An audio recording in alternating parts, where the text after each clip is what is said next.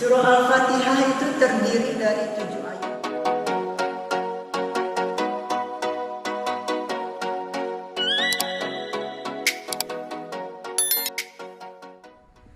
Assalamualaikum warahmatullahi wabarakatuh.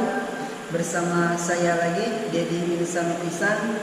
Dan video yang sekarang yang saya akan buat dan teman-teman, yaitu akan menjelaskan atau akan menyampaikan, masih berhubungan dengan video yang sebelumnya. Yang sebelumnya saya buat video yaitu membaca doa iftitah, cara arti atau memaknai secara ibadat. Dan yang sekarang masih berhubungan yaitu di dalam masalah sholat, yaitu yang setelah membaca doa iftitah dan selanjutnya membaca surah Al-Fatihah.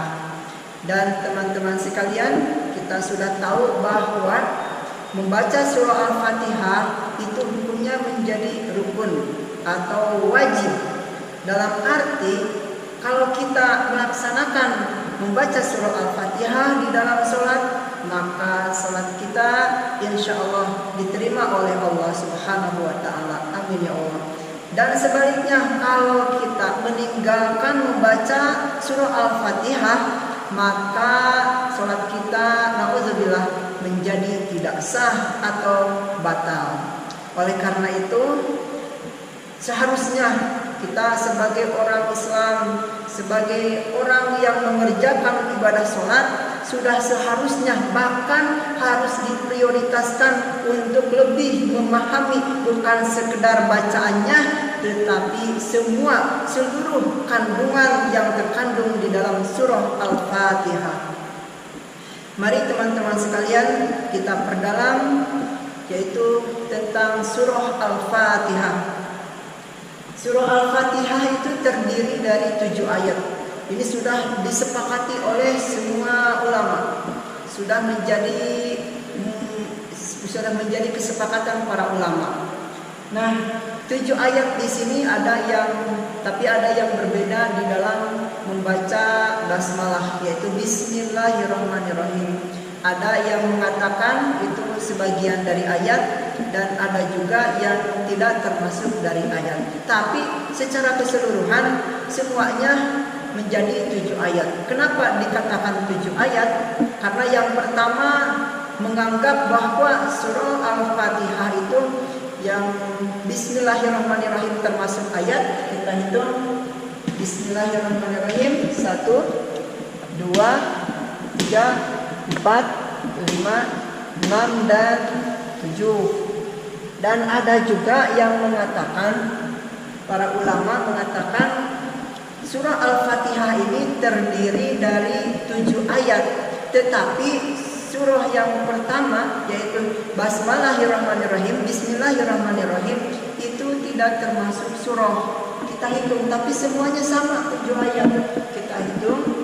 Yang pertama Bismillahirrahmanirrahim ini dikatakan tidak termasuk ayat. Berarti dari sini 1, 2, 3, 4, 5, dan yang ke-6 sampai sini Siratal ladzina an'amta 'alaihim. Yang ke-6 ghairil maghdubi 'alaihim waladdallin. Jadi semuanya sepakat bahwa surah Al-Fatihah itu terdiri dari 7 ayat. Sab'an minal masani, dikatakan 7 ayat yang terus diulang-ulang. Jadi surah Al-Fatihah ini istimewa teman-teman. Surah Al-Fatihah ini kita sering atau kita terus mengulang-ulang sehari semalam. Di dalam sholat aja kita terus membaca surah Al-Fatihah. Dan anehnya teman-teman, surah Al-Fatihah itu dibaca berulang-ulang, tetapi tidak bosan orang yang membacanya. Itu keistimewaan membaca surah Al-Fatihah. Jadi sekali lagi, mari kita artikan secara ifradat surah Al-Fatihah yang termasuk ke dalam rukunnya sholat. Yang pertama yaitu ayat ke-1 dihitung ayat dari Bismillahirrahmanirrahim. Bismillahirrahmanirrahim. Bismillahirrahmanirrahim. Bi ini mengandung arti dengan. Ismi mengandung arti nama. Allahi mengandung arti Allah. Ar-Rahman yang maha pengasih. Ar-Rahim yang maha penyayang. Kita lebih artikan, lebih memperdalam artinya. Pertama, bi. Bi di sini mengandung arti di samping dengan, tapi yang lebih luas maknanya itu mengandung arti al-ilsaq, al-musahabah. Al-ilsaq artinya dekat, dan al-musahabah artinya menyertai. Jadi maksudnya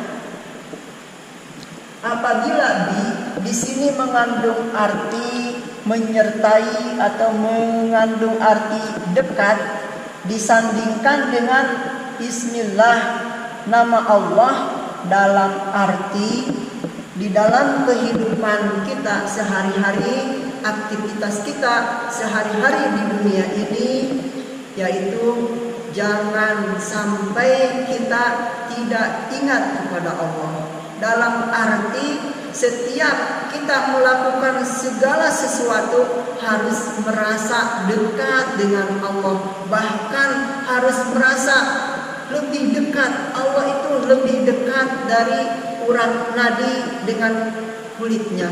Itu lebih dekat. Jadi apapun yang kita ucapkan, apapun yang kita lihat, apapun yang kita dengar, bahkan apapun yang kita utarakan di hati ini atau niatkan di hati ini, kita harus merasa diawasi oleh Allah Subhanahu wa taala.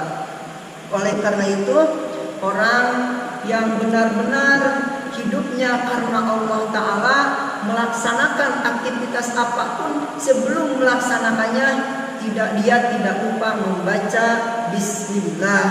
Mengerjakan sesuatu apapun yaitu mengucapkan bismillah, dan dia